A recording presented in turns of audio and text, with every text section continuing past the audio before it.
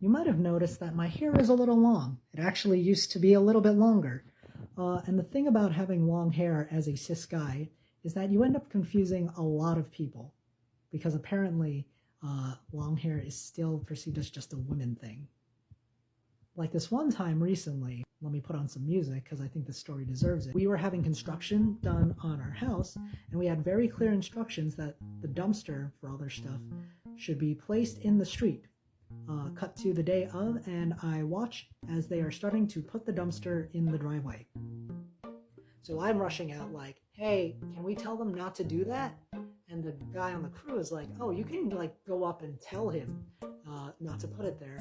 And so I have to climb up onto the guy's truck, like on the door on the side, and be like, hey, can you move this dumpster in the street instead of the driveway?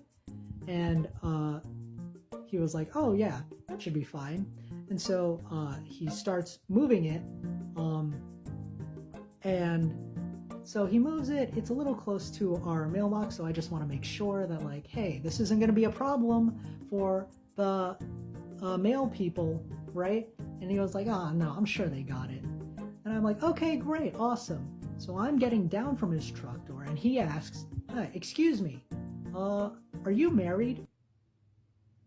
What? I was just wondering if you were married. No, I'm not married. Oh, do you have a boyfriend? We are yelling this. His truck is running. So we have to yell these things to each other.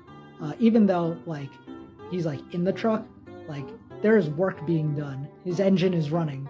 So we have to, like, yell these things to each other. And now I have to be like, okay, how do I get out of this situation? So I decide to be, to try and be nice, try and be as diplomatic as possible, and I just tell him, oh, sorry, I don't swing that way.